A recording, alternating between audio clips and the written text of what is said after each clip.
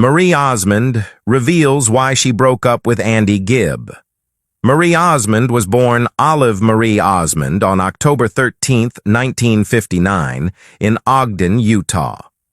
Raised as the eighth of 9 children in the famously talented Osmond family, Marie grew up surrounded by music, rehearsals, and the whirlwind energy of show business. Yet, even from a young age, she demonstrated a quiet determination and a natural poise that hinted she would become far more than just another member of a successful musical dynasty. Her parents, George and Olive Osmond, instilled in all their children a powerful work ethic, unwavering faith, and a belief that entertainment should uplift people, and Marie would carry these core values throughout her lifelong career. Marie first stepped onto the national stage in the early 1970s, a time when the Osmonds were dominating the airwaves and television screens.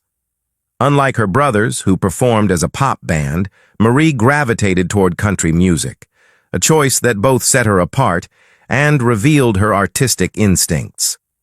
In 1973, at just 13 years old, she captured the country world's attention with her chart-topping single Paper Roses. The song soared to number 1, won on the country charts and made her a household name almost overnight. Her youthful sincerity, combined with a voice that blended sweetness with surprising emotional depth, allowed audiences to connect with her instantly. She proved that she wasn't just riding on the coattails of her famous family, she possessed talent and star quality entirely her own.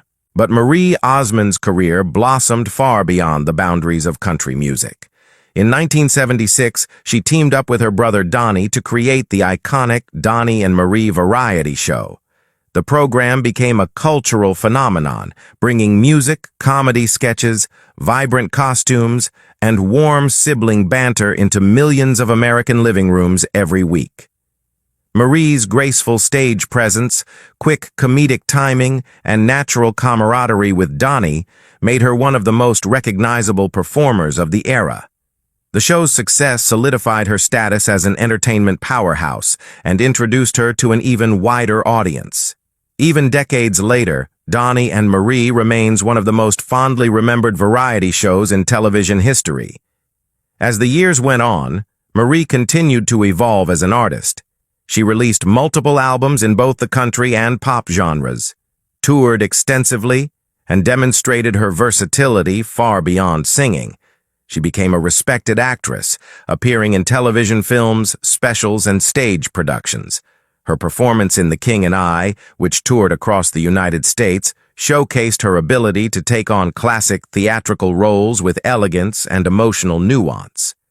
Her warm personality and charismatic presence also made her a natural fit for talk shows and reality television, including her long-running co-host role on The Talk, where audiences connected with her honesty, humor, and vulnerability. Beyond entertainment, Marie Osmond's influence stretches into philanthropy, most notably through her co-founding role in the Children's Miracle Network Hospitals, an organization that has raised billions of dollars to support pediatric medical care. Her decades of commitment to the cause reflect her deeply rooted compassion and her desire to make a tangible difference in the world. Many admirers consider this contribution one of her greatest legacies, demonstrating that her heart is every bit as extraordinary as her talent. In later years, Marie returned to the stage with Donnie for a record-breaking residency in Las Vegas. Their show ran for 11 years, drawing fans of all ages and demonstrating that their remarkable chemistry and enduring appeal had never faded.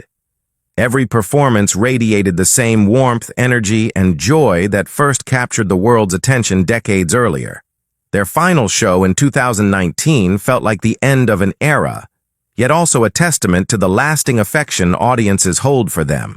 After decades of evolving as an entertainer, she and Donnie Osmond reignited their legendary partnership from 2008 to 2019 with an electrifying residency at the Flamingo Hotel in Las Vegas, an engagement that became one of the Strip's most beloved long-running shows.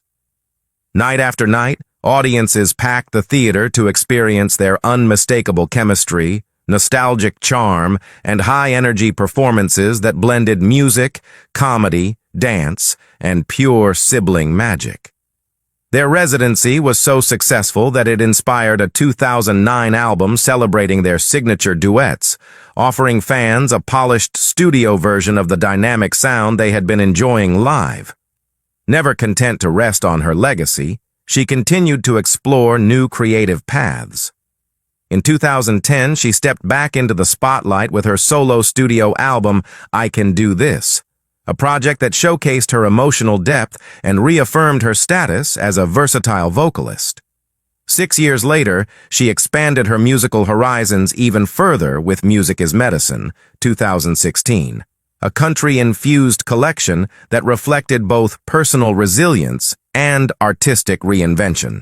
Then, in 2021, she surprised audiences yet again with one of the most ambitious albums of her career, Unexpected, a sweeping classical crossover project that revealed a bold new dimension of her talent. Around the same time, she also broadened her presence in television, joining the hit daytime talk show, The Talk, as a co-host from 2019 to 2020, where she brought warmth, humor, and heartfelt personal insights to millions of viewers. She continued acting as well, appearing in a string of Lifetime movies, including the festive 2020 fan favorite, The Christmas Edition. Her 2021 album Unexpected became a defining artistic statement. Venturing into operatic and traditional pop territory, a genre far outside what many expected from her, she admitted she was initially nervous about stepping so far beyond her musical comfort zone. But as she explained, she chose to embrace the challenge and not be afraid of a new door opening. The result was a lush cinematic record recorded with the renowned Prague Symphony Orchestra. It featured her breathtaking interpretation of Nessun Dorma, a piece she had performed live for years, but now captured in all its dramatic, soaring intensity. Other selections included timeless Broadway classics such as Climb Every Mountain and the emotionally charged On My Own, allowing her to showcase both vocal power and emotional nuance. Upon release, Unexpected achieved remarkable success, debuting at number 6 on the U.S. Classical Albums chart and soaring to number 1 on the Classical Crossover Albums chart. Its reception proved not only that audiences embraced her artistic leap, but that she could continue reinventing herself with grace, audacity, and undeniable talent, even after decades in the public eye. Marie Osmond's personal life, particularly her marriages, has long been a subject of public fascination, not because of scandal or controversy, but because her journey reflects resilience, growth, and the complicated beauty of human relationships. Her first marriage was to Stephen Lyle Craig, a former basketball player at Brigham Young University. The two wed in 1982, during a period when Marie was balancing a high-pressure entertainment career with the desire to build a private, stable family life. Their relationship, though filled with affection, faced the challenges that often accompany young marriages, especially those lived under the spotlight. After 3 years together, they made the difficult decision to divorce in 1985, a moment Marie has often described as heartbreaking but ultimately formative. Despite the dissolution of their marriage, the two maintained mutual respect, and their bond never disappeared completely. After her divorce from Craig, Marie entered a new chapter with Brian Blosel, whom she married in 1986. This marriage spanned more than 2 decades, making it the longest and most complex of her relationships. Together, they built a large and loving family, blending biological and adopted children and creating a home full of devotion and shared purpose. Their life together included moments of great joy, but also tremendous sorrow, including health struggles within the family and emotional hardships that tested their strength. Despite their long commitment and many years of partnership, Marie and Brian ultimately announced their separation in 2007, closing a significant chapter in her personal story. Even in parting, Marie emphasized that the decision was mutual and grounded in a desire for peace and healing for both of them. In an unexpected but deeply touching twist, Marie eventually reconnected with her first husband, Stephen Lyle Craig, many years after their initial separation. The connection they rediscovered was not merely nostalgic, it was rooted in a sense of maturity, understanding, and a renewed appreciation for the qualities that once drew them together in their youth. Their rekindled relationship blossomed naturally, leading them to remarry in 2011. This reunion, after nearly 3 decades, captured the imagination of fans around the world, who saw in their story a poignant reminder that love can evolve, circle back, and find its way home again. Marie has often spoken warmly about how this second marriage reflects not only lasting affection, but also a deep sense of gratitude for life's unexpected second chances. When Marie Osmond finally chose to open up about her brief but widely discussed relationship with the late pop sensation Andy Gibb, she did so with a mixture of reflection, tenderness, and hard-earned clarity. Their relationship, though short-lived, had long occupied a place in public imagination, almost as if people preserved it in a kind of nostalgic amber. Two young stars at the height of television and music fame, drawn into each other's world with the intensity that only fame, youth, and pressure can create. But Marie insisted that behind the glamorous photographs and magazine covers lay a far more complicated emotional truth. As she explained, Andy was unbelievably talented and incredibly charming, and it was impossible not to be drawn to his energy. But there were things he was going through that I simply wasn't prepared for at that stage in my life. Marie described their connection as sincere, even sweet, but she emphasized that it was overshadowed by Andy's inner struggles that he often tried to hide behind his infectious smile and seemingly effortless charisma. She admitted that she admired his sensitivity and the way he could make her laugh even on the most exhausting days. Yet she also remembered feeling a growing worry that the emotional weight Andy carried was more than either of them could manage. "I cared about him," she said, "but I could see he was fighting battles that love alone couldn't fix." Her words echoed with the gentle sadness of someone who had once hoped things might turn out differently, but who eventually recognized that protecting her own emotional well-being was necessary. As she continued reflecting, Marie explained that the pressures of their careers also played an enormous role in their separation. Both of them were performing constantly, traveling, rehearsing, and living under the relentless scrutiny of the entertainment world. Their schedules rarely aligned, and even when they did, the intensity of Andy's personal challenges often overshadowed their time together. "We were so young," she admitted.